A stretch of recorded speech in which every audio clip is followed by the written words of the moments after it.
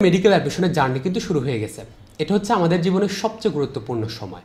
এই সময়টাতে যদি আমরা ভালো সিদ্ধান্ত নিতে পারি এবং যথাযথভাবে কাজে লাগাতে পারি সময়গুলোকে, নিশ্চিতভাবে আমরা একটা সুন্দর ক্যারিয়ার পথে এগিয়ে যাব। যদি আমরা ডাক্তার হতে চাই ডাক্তার, ইঞ্জিনিয়ার হতে চাই ইঞ্জিনিয়ার, কিংবা বিশ্ববিদ্যালয়ে পড়লে ভার্সিটাল ক্যারিয়ার। বাট অন্যদিকে যদি এই সময়টাকে নষ্ট করে জীবনের সবচেয়ে গুরুত্বপূর্ণ সময় নষ্ট করলাম। একটা চিন্তা করে, একটা শিক্ষার্থী 12টা বছর পড়াশোনা করে আসলো, 20টা বছর তার জীবন থেকে শেষ হয়ে গেল শুধুমাত্র পড়াশোনার পিছনে। এখন তার একটা ফল পাওয়ার সময় এসেছে। আজকের ভিডিওতে ভাইয়া তোমাকে বলবো যে ভাইয়ার অ্যাডমিশন জার্নি, কোচিংয়ের সময়টাতে কোন কোন ভুলগুলো আমি বেশিরভাগ শিক্ষার্থীকে করতে দেখেছি, যেগুলো আমি মনে করি তোমরা একদমই করা উচিত না।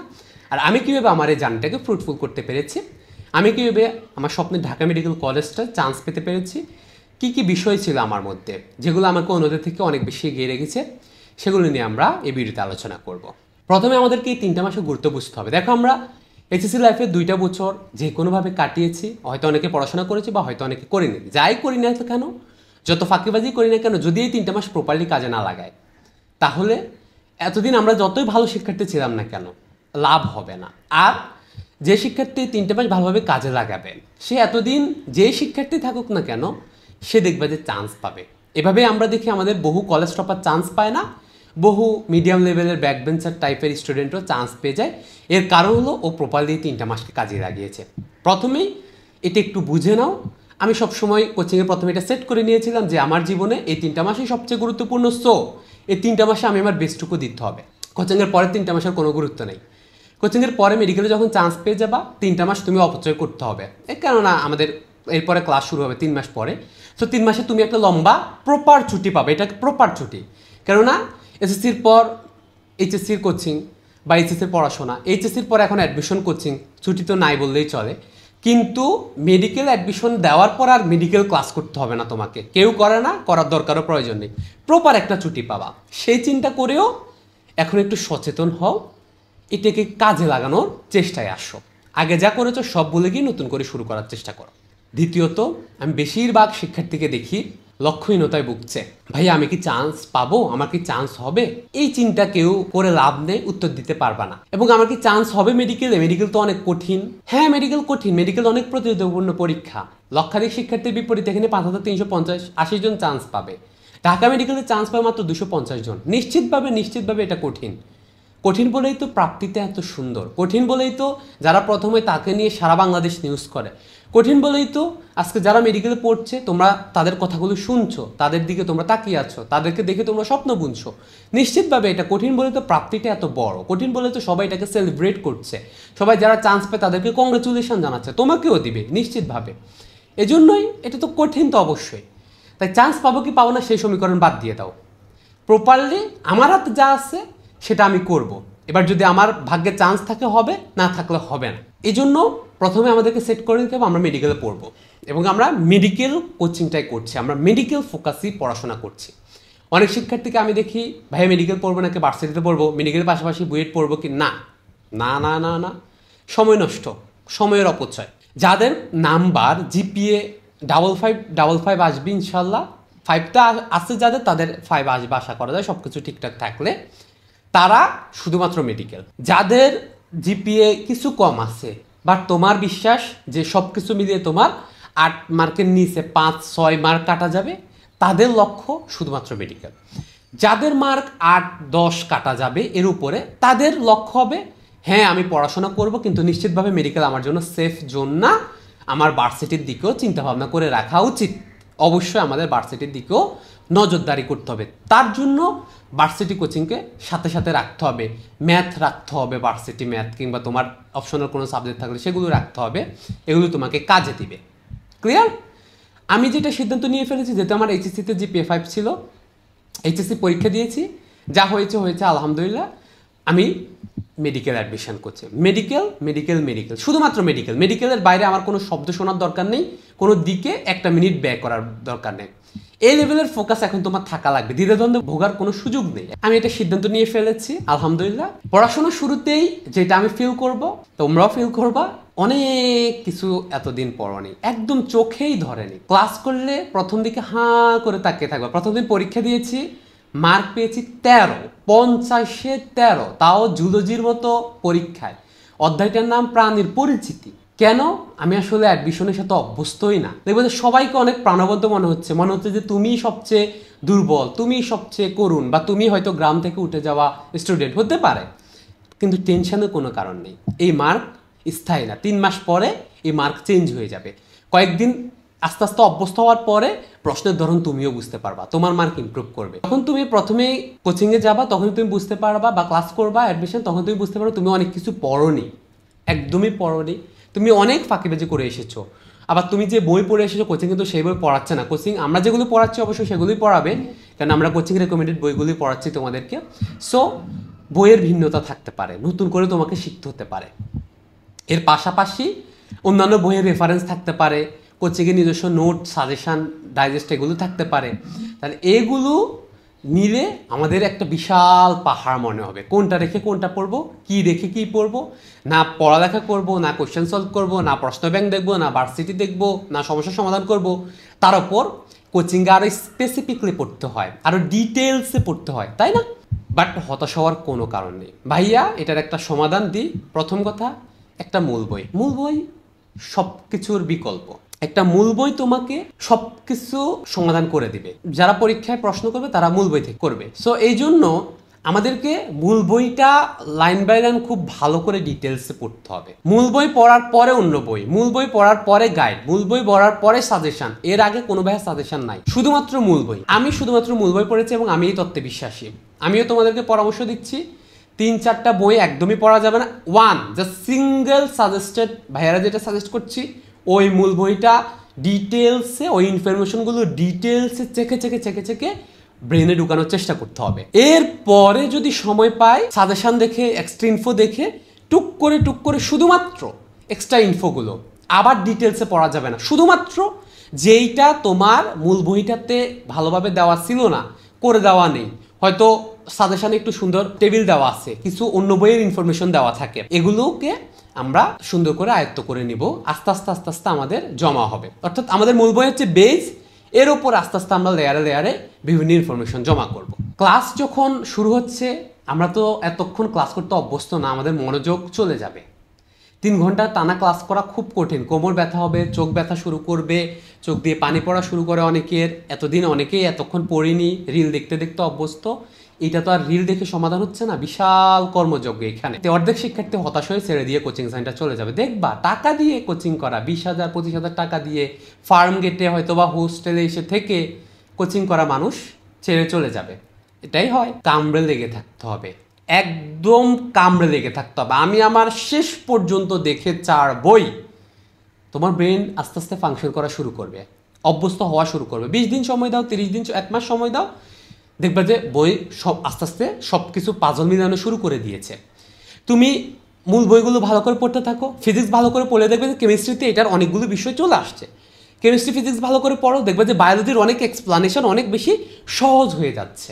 এভাবে ভাইয়া আস্তে আস্তে আস্তে আস্তে আস্তে আস্তে কনফিডেন্স গেইন করা শুরু করলাম, নিজের পড়াশোনার প্রতি গতি দেওয়া শুরু করলাম। কি হবে না হবে সেই চিন্তা করার দরকার নেই, আমাকে পড়তে হবে, এই চেষ্টাটা আমি করা শুরু করলাম। ধীরে ধীরে ধীরে ধীরে ধীরে ধীরে ইমপ্রুভমেন্ট হওয়া শুরু করলো। যখন আমাদের পড়াশোনাটা হচ্ছে, এখানে একটা প্রশ্ন চলে আসে যে ভাইয়া কত ঘন্টা পড়বো, কিভাবে পড়বো, কতক্ষণ পড়বো। There is no rules. আমি যে পরামর্শ দিব সেই পরামর্শ মেনে যে তুমি চান্স পাবে এটার কোনো গ্যারান্টি নেই। আমি যতক্ষণ পড়তে পারি এতক্ষণ যে তুমি পড়বে এটার কোনো গ্যারান্টি নেই। আর আমি যতক্ষণ পড়লে আমি যা বুঝবো, তুমি যে ততক্ষণ পড়লে তুমি তা বুঝবা তারও কোনো গ্যারান্টি নেই, একদমই না, এটা হবে না। আলহামদুলিল্লাহ আমি বলতে পারি যে আমার ওই বোঝার ক্যাপাবিলিটি আছে, কারণ আমি নিজে নিজে চেষ্টা করে আসা লোক। এটা আমি বলি সবসময়, যারা নিজে নিজে চেষ্টা করা নাই তাদের ব্রেন ডাল হয়ে গিয়েছে, এখন বুঝতে পারবা।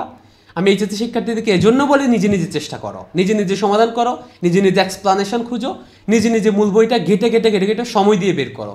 যারা এখন করনি, যারা এইচএসসিতে মূল বই বেসিক পড়ে আসনি, এখন ভুগবা। কত ঘন্টা পড়তে হবে এটার পিছনে ছুটিও না, যতক্ষণ সময় দেওয়া যায়। আমি বিকালে খেলাধুলা বন্ধ করে দিয়েছি। কিসের খেলাধুলা, কিসের এক্সারসাইজ? হ্যাঁ, বৃহস্পতিবার বিকালে আমি ঘুরতে যেতাম, আমি থাকতাম যাত্রাবাড়ি মাতুয়াইলে। বৃহস্পতিবার বিকালে বা যখন আমার মন খারাপ হয়, প্রত্যেকদিন একরকম যায় না, বিকালবেলা একটু হাঁটতে বের হইতাম, ফোনে কথা বলতাম বাবা মার সাথে, বন্ধু বান্ধবের সাথে একটু কথা বলতাম যে ওরা কীভাবে প্রিপারেশন নিচ্ছে, কেমন নিচ্ছে, আর মনটা হালকা হতো, ভালো লাগতো। হয়তো একদিন তুমি এরকম একটু বাইরে ঘুরতে পারো, একটু বাইরে খেতে পারো, একটু বাইরে ঘুরে মুক্ত বাতাস নিতে পারো, এটা তো কোনো সমস্যা নেই।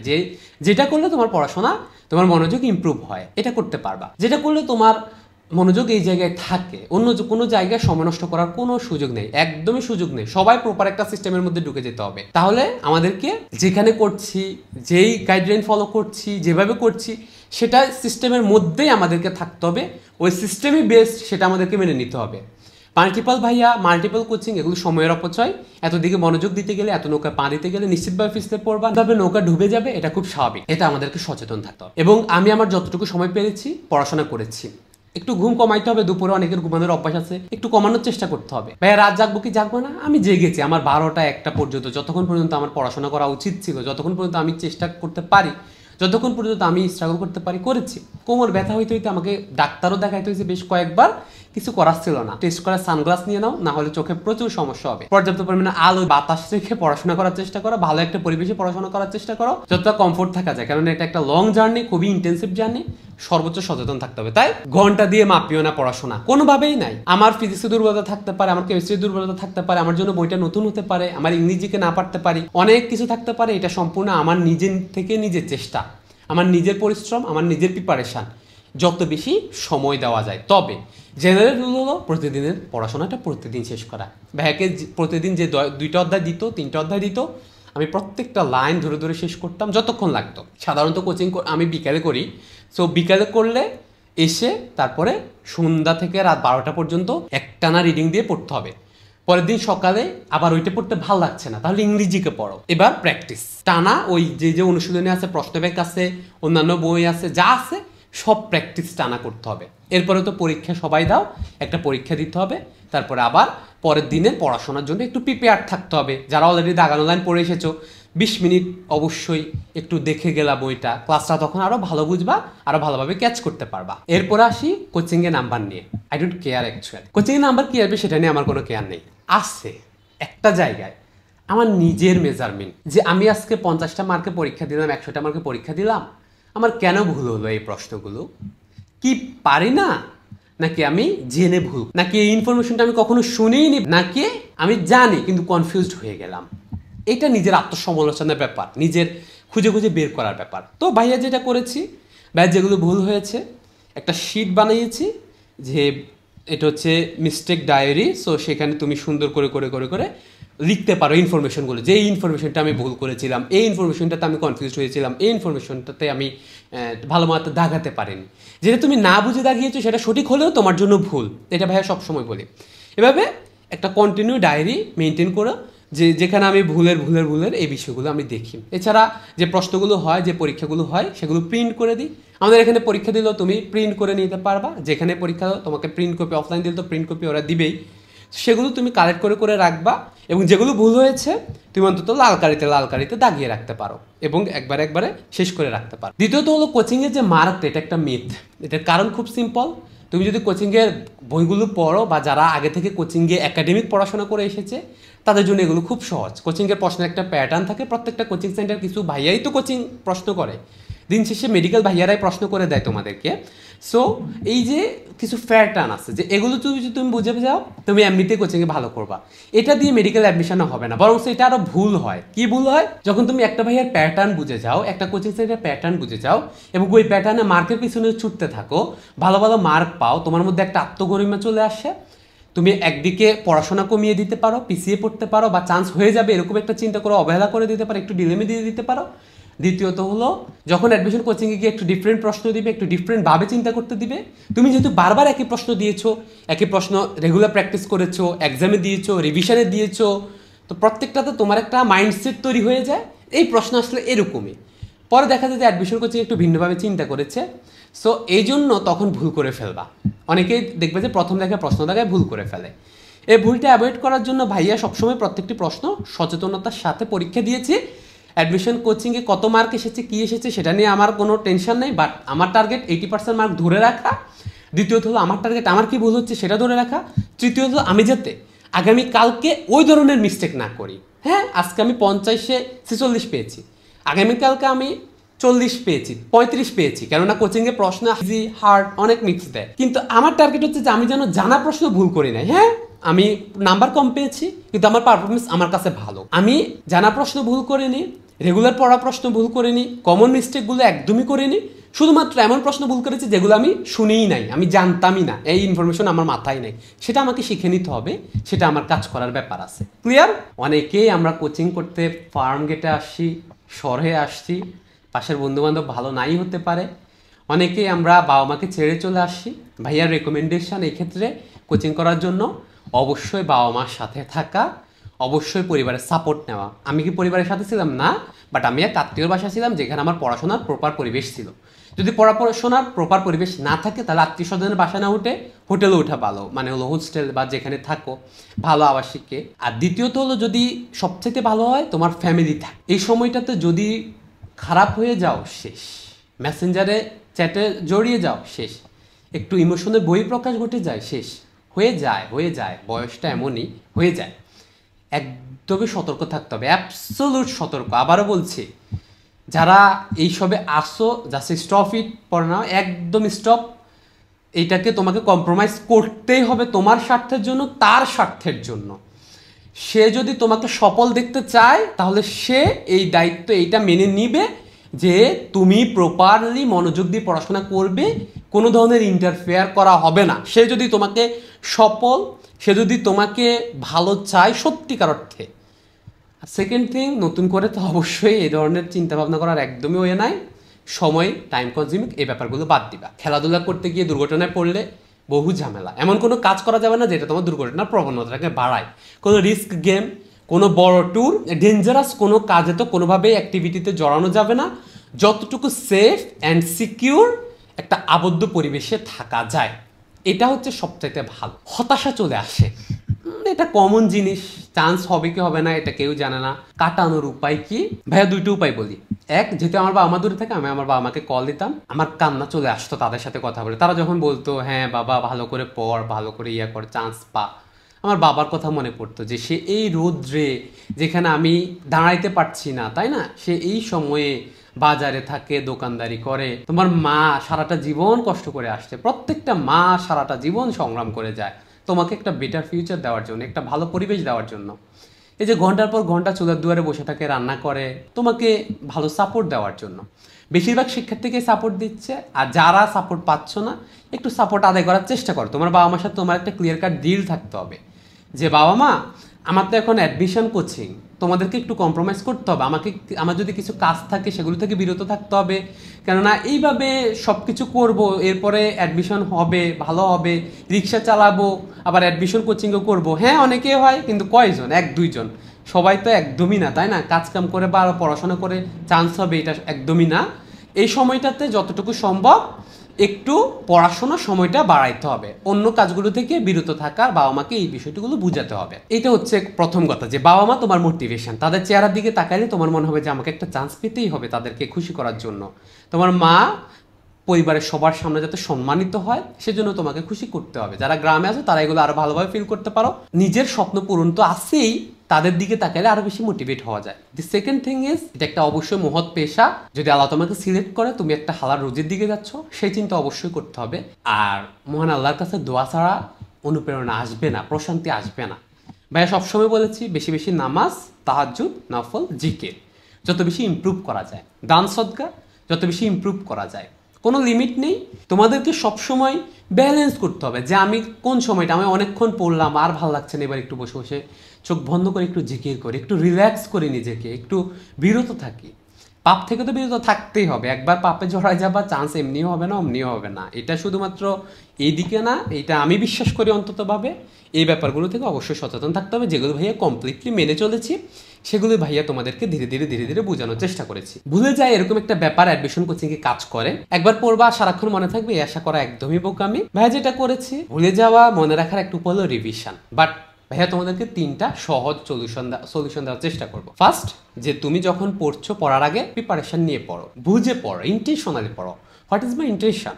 আমার ইন্টেনশন হলো এখান থেকে লাইনগুলো বের করা। আমার ইন্টেনশন হলো এখান থেকে ইম্পর্টেন্ট লাইনগুলো নিজের মধ্যে আত্মস্থ করা। আমি কিন্তু এখানে সৃজনশীলের জন্য পড়ছি না, সংজ্ঞা পড়ছি না, ম্যাথ পড়ছি না, বড় বড় ডিটেলস পড়ছি না, অনুধাবন পড়ছি না। অনেক কনসেপ্ট আমার না বুঝলেও চলে, কিছু জিনিস এখন মুখস্থ করতেই হয়। আসলে সব জিনিস এত ভাব বুঝে বুঝে পড়ে কাবার দিয়ে আসবো, বিহাইন্ড দ্য সিন জেনে আসবো, বেসিক শিখবো, অ্যাডভান্স শিখবো, এরকম সুযোগ হয়ই না। তো ওই চিন্তা বাদ দিয়ে দাও, ইন্টেনশনটা ক্লিয়ার করো যে হ্যাঁ আমি এইভাবে পড়ার জন্য এসেছি। দ্বিতীয়ত, যখন পড়ছো মনোযোগ দিয়ে পড়ো। আমরা অনেকেই মনোযোগ দিয়ে পড়ি না। যতক্ষণ পড়ছো 2 ঘন্টা 3 ঘন্টা পড়ো, টানা পড়ো। এর মধ্যে ফোনটা চালায়ও না, ফেসবুক চালায়ও না, রিল্যাক্সে থাকো। অনলাইন ক্লাস থাকলে অনলাইন ক্লাসে শুধুমাত্র অনলাইন ক্লাসটাই করো, এর মধ্যে চ্যাট করিও না, মেসেঞ্জার করিও না। একটা নির্দিষ্ট সময় রাখো, বারবার বলেছি একটা নির্দিষ্ট সময় রাখো। ফেসবুক ইউজ করার এখন কোনো দরকার নেই, স্ক্রল করার কোনো দরকার নেই, বাট কল, আত্মীয় স্বজনের সাথে একটু, বন্ধু বান্ধবের সাথে একটু হয়তো আলোচনা, সেক্ষেত্রে বিকেলের দিকে একটু সময় রাখো। বাট এর বাইরে অন্য কোনো সময় দেওয়ার সুযোগ নেই। আমরা যখন পড়ছি তখন আমাদেরকে একটু পরপর আবার রিভাইজ করতে হবে।